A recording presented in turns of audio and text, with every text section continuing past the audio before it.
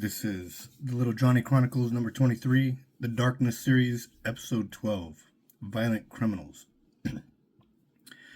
So we're scaling this tier of darkness that I've developed.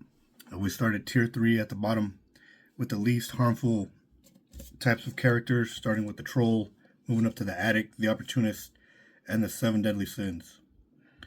What those different categories represent are gateways. Gateways to darker malevolency. Most of them are benign. We all get into trouble. We all dabble in the dark. It's part of our personality. There's no choice about it. Even the nicest people I've discovered have their own bad habits. And what makes them nice is they'll admit to it. They're always willing to work on themselves. And they're just better at it than the rest of us. But those people are few and far between. Most of us fall somewhere in the middle. Not completely evil fucks, but also highly flawed. I fall into that category. And today we're going to discuss our violent criminals. Violent criminals. So that takes us up to tier 2. In tier 2, there are 4 main groupings. Plain-ass criminals, legitimized entities, and low-level legitimized entity. 3 groupings. So those categories, plain-ass criminals, non-legitimized entities, and low-level legitimized entities, represents the umbrella for all the subgroups in tier 2. The least of those is the plain-ass criminals. So again, it's a hierarchy system. We're moving on up.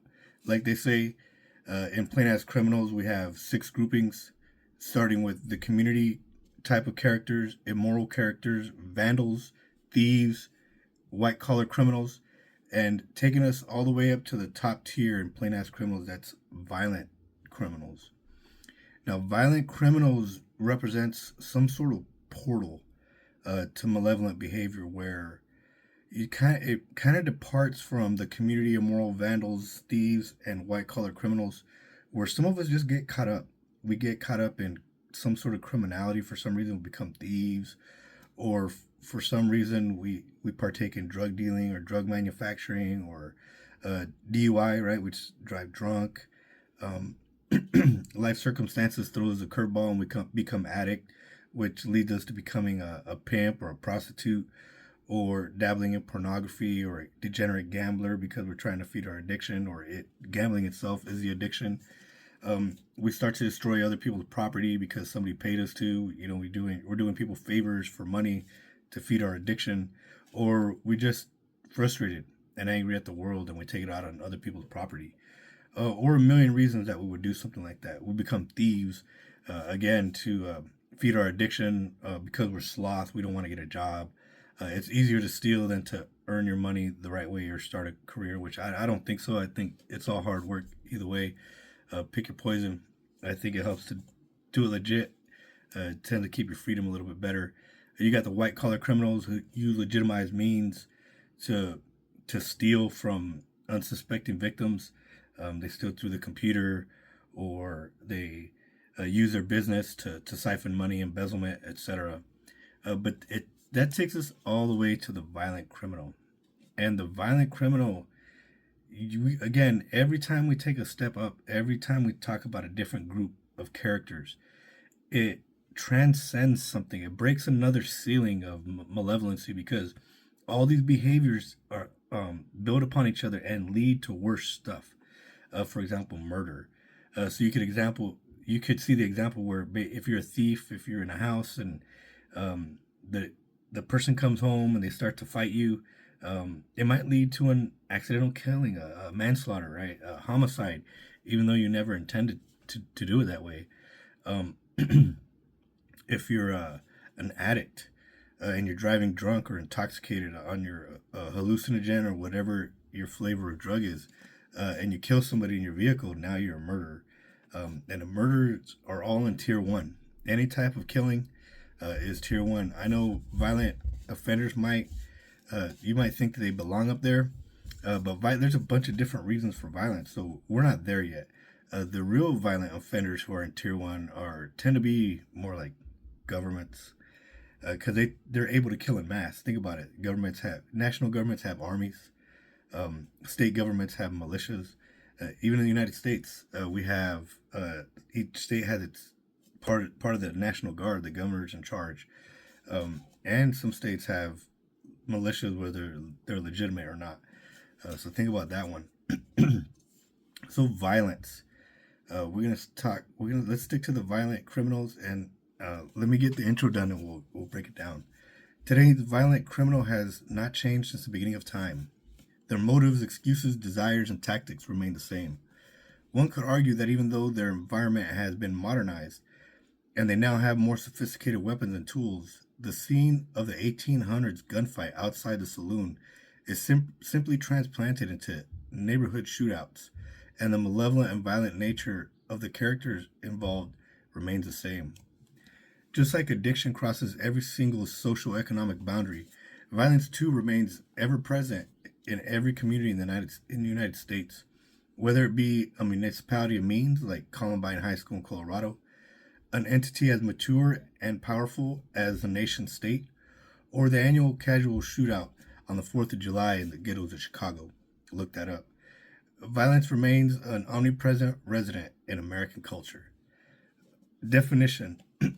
So I don't think I need to define violence for you. It's any action taken against another that's intended to harm. It could be physical, and I think very much so abstract, right? We can impose emotional violence on children, right? The harsh parent critiquing parent. We could use emotional or mental manipulation against our significant others. Whether or not that's violence or not, it could be debatable. But if it's severe, if it's verbal abuse, sure enough, sometimes words cut deep. People say, "Oh, words can't hurt you." Let somebody talk about your mother and see if you don't start to lose some sort of emotional control. Like we started, the violent criminal starts to break some sort of barrier. We're somewhere else now. This is some level of darkness that it's intentional. Typically, of course, you have self defense and stuff. There's always exceptions. So if you have the exception, you're probably right. Right, self defense. But even in self defense, why are you in that situation in the first place? Hopefully, it's because the self defense is legitimate. You're not instigating. You're not in a place where something might go down. We know what those places are. We're all grown ups, right? But now we're in tier 2, and the violent criminal, to me, is associated with some type of portal. Where in tier 3 we have gateways, which are more subtle. We all fall prey to ourselves and our bad decisions. Sometimes shit just happens. The violent person is simply seeking that out. Somehow, violence is a way of life for them. It's become part of their modus operandi to help them gain whatever it is they're trying to gain, whether it's power within a gang, stature in the neighborhood. If you just want to be the baddest guy or baddest gal on the block, because females can be violent too. Don't get it twisted. Let's talk about but it's a portal as opposed to a gateway. It is now a portal. Portal to me is more permanent, semi-permanent. It's not permanent completely, but you're seeking that portal out so you can walk through it and execute violence for whatever reason on whatever victim. So we're breaking the boundary into criminality. The characteristics of the tier 2 offender are they're non-legitimized entities with an evil bent. So again, these are people who are dabbling, or in the case of the violent actor, they're fully committing to their dark deeds. I know I said non-legitimized entities, but the low-level non-legitimized entities still don't quite rise to the level of damage that tier 1 actors tend to have. So I include those there because simply even a legitimized organization can get corrupted for whatever reason. Maybe a perfect storm of circumstance. Maybe that's been the culture for the last 200-300 years because you still have sheriff's office that don't like black people, for example, in 2025. Imagine that. And so low-level legitimized entities, which are like governments and stuff like that, they can be part of tier 2, but they're kind of the exception and not the rule, and we'll get into that in a couple other episodes. Um, there, so other characteristics of tier 2, so non-legitimized entities with an evil bent, they tend to be organized. So now we're looking at, we used to have individual criminals, whether the community, immoral vandals. These are loosely knit communities. I mean, I think a lot of these, again, one of the characteristics of the tier 2 entity is that they're possibly a victim of systems or circumstance. So, lack of education, dangerous neighborhood, no legacy. Your dad is in jail and grandpa was in jail, and et cetera, or a long line of addicts. Addiction tends around in families. For some reason, they say it's heritable. Maybe it isn't. I don't know. What I do know is the closer you are to it, the more susceptible you are to it. So it kind of makes sense for it to run in the family. Whether or not it's in your genes, it simply might just be a product of proximity. And the other characteristic I haven't mentioned about tier 2 entities, they do evil in the face of good, in the face of God, in the face of the universe, or in the face of the divine. And I mentioned all those things. It's an acronym for me. It's GUD, good, do good, right? The God, universe, divine. And the reason I mention it all is because we all have our different belief systems. And from my perspective, I think it helps to have a structured belief system to follow. Simply because it serves as some sort of guide that you can pull rules from, that you can create for yourself, even if you don't become a religified person, or if you're not fully vested in your spirituality. You can still pull some good from there. For example, the 10 Commandments, right? Thou shalt not kill, thou shalt not steal, thou shalt not commit adultery. Those are kind of good rules to live by. Take it or leave it. It's up to you. Um, but once you're in tier 2 and you're committing your dirt, you tend to not give a shit about right and wrong, what's moral or ethical, or but you know about these things, and you just happen to abandon the idea that you could do or be better for whatever reason. Again, possibly a victim of systems or circumstance. Tier 2 violent criminals. I think a lot of us just learn violence. Very few of us are born hostile and violent. I think if you're a guy, it's more prevalent. We're born to be soldiers and warriors. I think by nature, that's part of our design. Not all of us, but a lot of us. I was a soldier for 22 years. I had I had a personally assigned weapon for 22 years. Literally everywhere I went, they assigned you an M16A2 when I first joined. They upgraded to the M4, and that's what I carried around after that. But they assign it to you. You don't carry it 24/7 unless you're training or in combat. But it's in the arms room when you're at home station, and when you go train, you go draw your weapon, you go to the range, you shoot it, and you come back. If you don't think that training to kill people is violence, I think you're very much mistaken, because the mentality is that if I go deploy, and I wasn't infantry, I was a signal, it's a communicator in the Army, comms. You're training to kill somebody. I'm glad I never had to make that decision, but in a deployed environment, they call it the fog of war. Anything can happen. Anything can happen. There are females that got caught up in ambushes. Some of them earned silver stars for fighting the enemy at close range, helping their male counterpart survive in a team environment. Those are very true stories. You can look all that stuff up. So it doesn't matter if you're gay, if you're a female, if you're Brutus. You could encounter the enemy when you're in a deployed combat environment at any time. It makes no difference who you are. So you have to take your training serious. And in that vein, when you're in your foxhole just shooting at a paper target or a plastic target, it very much helps to frame that as a person. As a matter of fact, that all the shit's shaped like people. So like there's no way to get around that concept. And I think it's good training to do it that way. It kind of sucks. We don't want to advocate for killing our human man, but life is complicated, and so is war. So there we are. Anyway, we belabored that point. Um, but there's a so violence. Violence permeates our society in a big way. We talked about the soldier. I can speak about that. You could also talk about law enforcement. They're definitely trained for violence, to react to violence, hopefully not to enforce violence against the populace for nefarious reasons, which sometimes is done.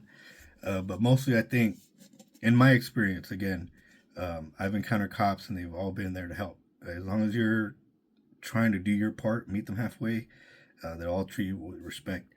Of course, there's always exceptions, and we've seen some ugly examples where police can be brutally violent. But again, those are low level entities, right? These are low level legitimized entities that we're going to talk about some other day.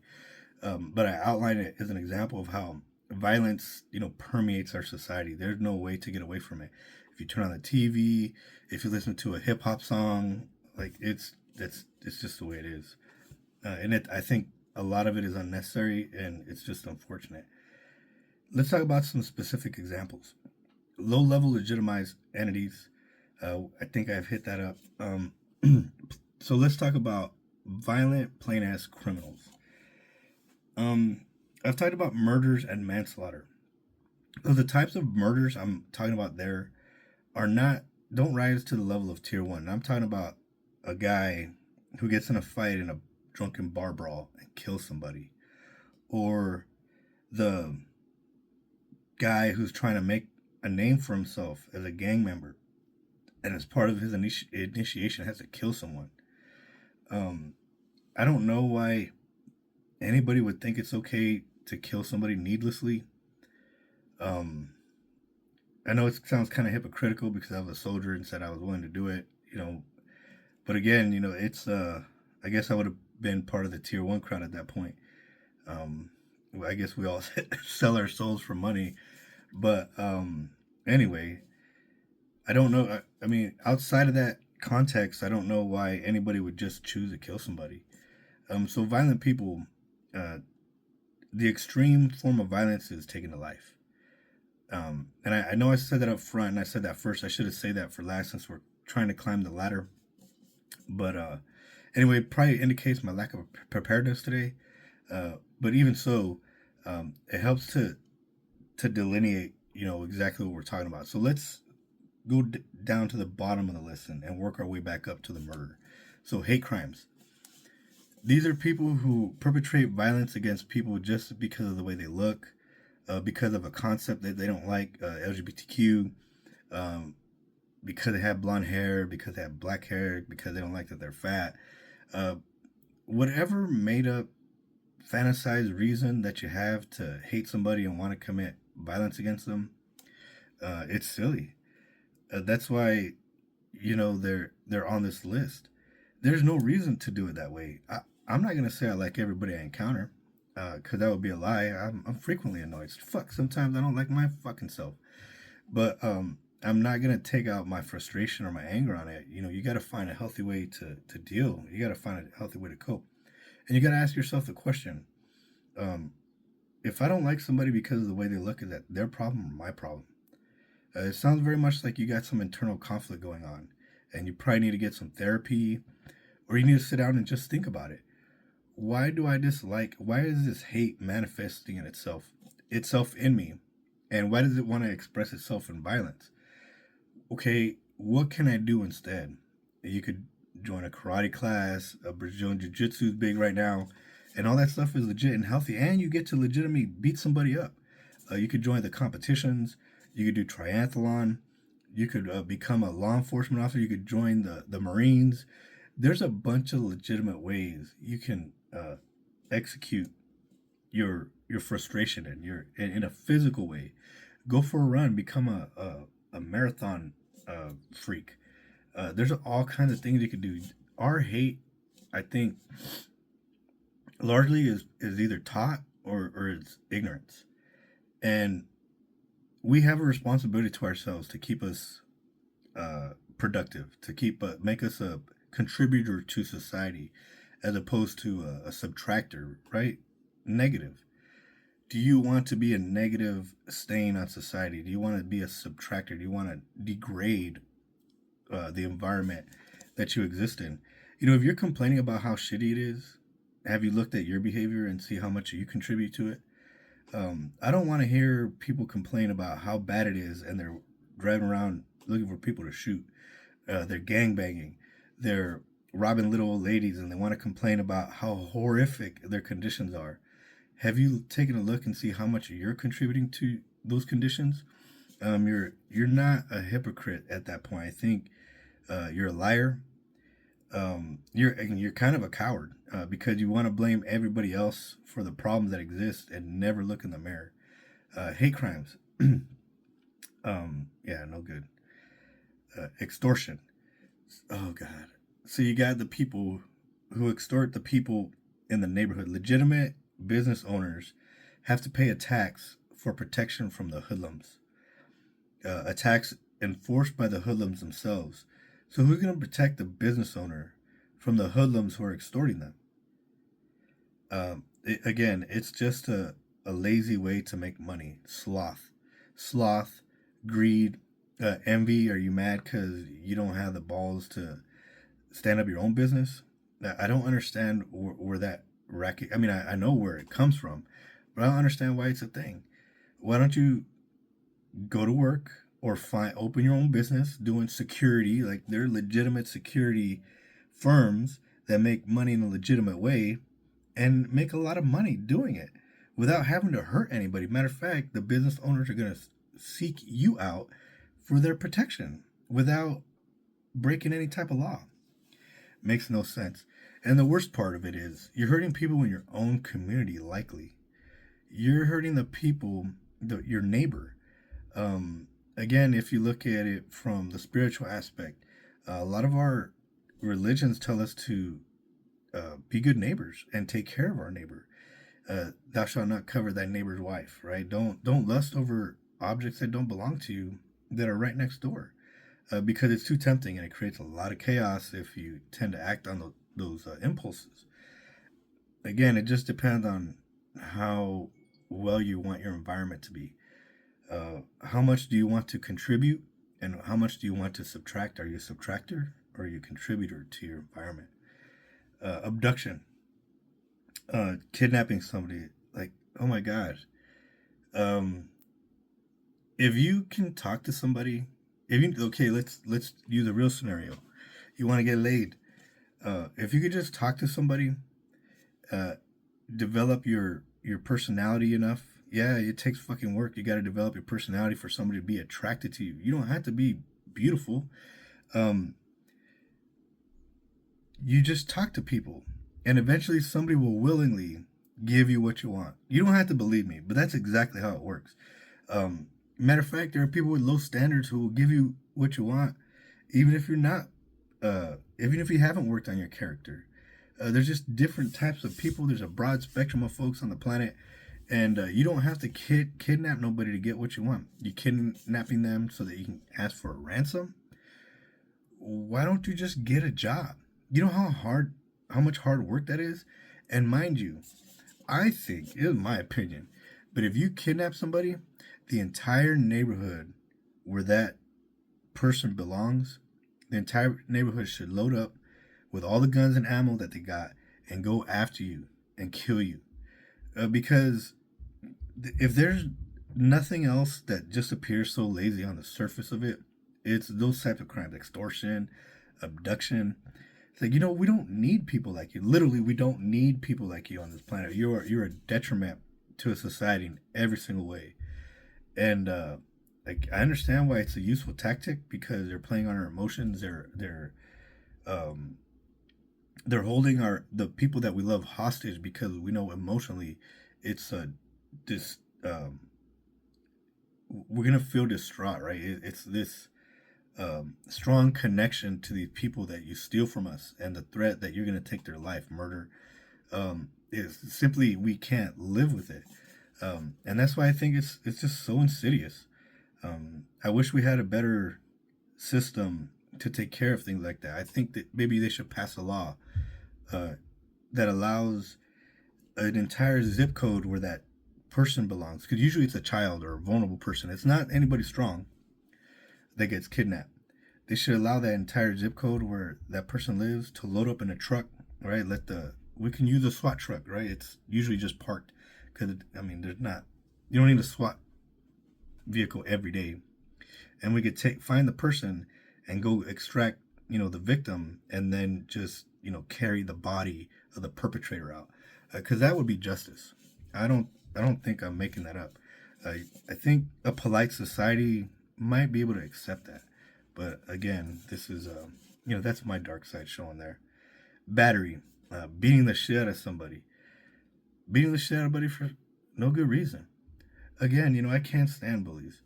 When I was a kid, I think I was 5 years old. I was six because I would have been in first grade, I'm sure. I came home and I told my mom, I'll beat this kid up. And he was smaller than me. She said, what? And I thought she would be proud of me because I won the fight. But she was mad because I picked somebody smaller than me.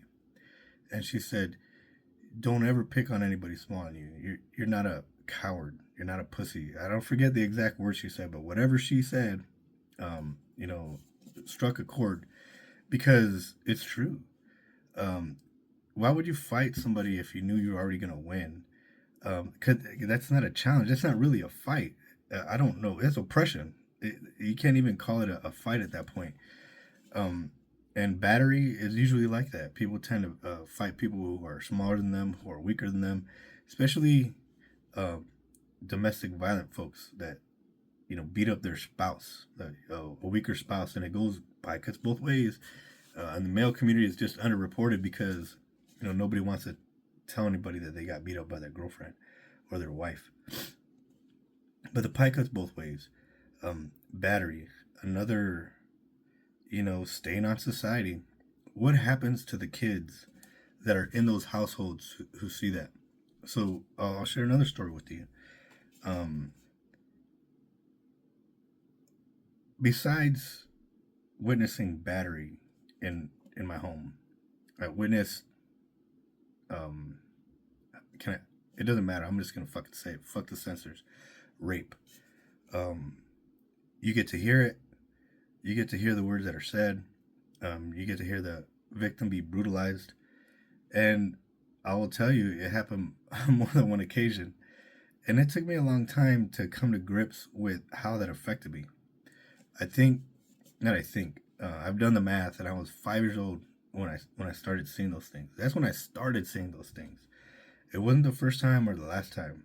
So probably throughout my adolescence, uh, I had that experience, 4, 3, 4, 5 times. I don't know the exact number, but it's probably more. And I can't imagine why you would do that to a child. Um, and I laugh now because like that's all I could do to cope. It wasn't right. My mind is stuck with so many images of what I heard and what I saw. Um, I saw people close to me, somebody I love very much, get punched right in the face by a grown ass man, and there was nothing I could do. As a child, you feel hopeless, you feel defenseless, uh, and I'm pretty sure right around that time is when I started to feel really angry about all the things that were going on around me. Matter of fact, it's probably the first time I acknowledged that I was getting angry, because the anger had probably started much, much earlier than that. Um, the second story I'll share with you is, I saw, I'll skip all the detail, but long story short, again, somebody close to me, I was 8 or 9 years old, and somebody just held a gun to my mom's head for whatever fucking reason. Driving around town, picking up strangers, the dude holding a gun to my mom's head, same dude. And you're stuck with that. Like, what do you do with that? Like, you're a kid, you don't understand. And so I understand very much now how that could have changed my trajectory in life, how that could have helped me to abandon empathy, sympathy, uh, and simply create more victims, because battery, domestic violence, is simply a self-licking ice cream cone. That's what we teach kids. Kids are gonna do what we show them, more so than what we talk to them about. at least when they're young. And if we set up conditions where we're always showing them dirt, we can only imagine how they're going to end up. And not everybody gets to work their way out of it. Um, I can't tell you the amount of work I had to do to simply feel comfortable and acknowledging that all those things happen among all the other fucking bullshit. And what I had to do to ensure that I didn't follow in those footsteps, because, I won't say that my behavior wasn't on that trajectory when I was young. I won't say that. I won't give direct examples because, I never raped nobody, but I was violent. I can tell you that much. Aggravated assault. Of course, that just escalates the violence. I think I've walked the dog on that. We're there.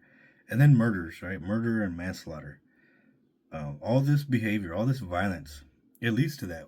When I was a kid, we lived in. I grew up as a teenager in a little town called Greeley, Colorado. At that time, we lived on the east side. Greeley is one of those little towns. You have an east side, a west side, a north side, and a south side, and not much else. You have downtown, right, the heart of the city. And we lived on the east side with my grandma. And one day, it was in the news. Homeboys were out there at the block, on the block, Sunrise Park, right on the east side, and a kid got hit in the head with a bat and died.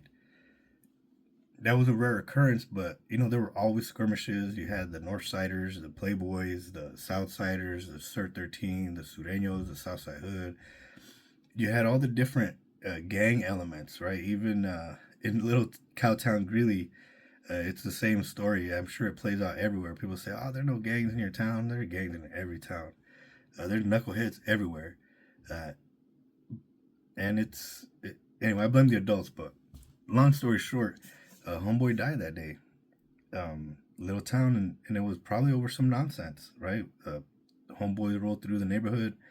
They probably jumped out the car and started throwing down, or he was just walking through and started getting in a fight, and a fight escalated into a homicide. Who knows if that guy that killed him with the bat is even out of jail to this day? That happened when I was probably 13, 14. Probably when I was 14, so 34 years ago. Yeah, 34 years ago. So he might be out of jail now. Who knows? Sometimes people get life for taking a life, eye for an eye. The justice system is funny like that. He could have got 15 years or some parole, or 25 to life. Who knows? Anyway, it's not worth the risk. We've talked about the tier 3 gateways of the trolls, the addicts, the opportunists, and the 7 deadly sins. Kind of benign, dark behavior that leads up to tier 2 criminality. Today we discuss violence, the violent criminal, and how they're a portal to something much, much darker. Because next time we're going to talk about gangs and organized criminals. We're going to try to keep it street level, including prison gangs, because I don't think it's quite the same as a cartel, the mob, or the mafia. Those entities are simply professional. They're professional criminals, and they tend to be, in a very real way, an extension of the government. As opposed to gangs and street gangs and prison gangs, although they are related to the government, I think they're separated enough, and I think probably strategically, if you think about it. Damn. But they ended up being feeders into the professional criminal organization. So we have violent criminals, and this being a portal into darker behavior, well, this is the feeder to those organized entities, specifically gangs. Some people were very talented, so they tend to jump up to tier 1 pretty quick and get soaked up by the mafia, the mob. Talented people who otherwise could have had very successful, productive lives, are instead causing chaos and hurting others. Who knows why it's like that? Yeah, but next time we're going to discuss the gangs. And I think that's the next step in this evolution, the portal into organized chaos. You have a bunch of different types of elements. I'll give you one example: the cults. very organized. Who knows why people end up there, but they do. Not all cults are bad. There are exceptions to every rule. But if we talk about the Manson family, the people who committed suicide in mass, I forget where that happened. It was some alien UFO type of cult. Jim Jones, Guyana, you had hundreds of casualties there. So it's not hard to see how that type of dark behavior can end up in a catastrophe. I hope you like my little presentations. I'm going to work on making this better. I have a job and I'm finding it hard to try to do the preparation, but I got to find a way. I'd rather do this than work. This is kind of fun. But I understand that if nobody likes it and I can't make money off of it, it's not necessarily a waste of time, but I can't turn this into a job, which is the hope. Um, anyway, leave a comment, leave a like, leave a fuck you. Any feedback might matter at this point. Take care.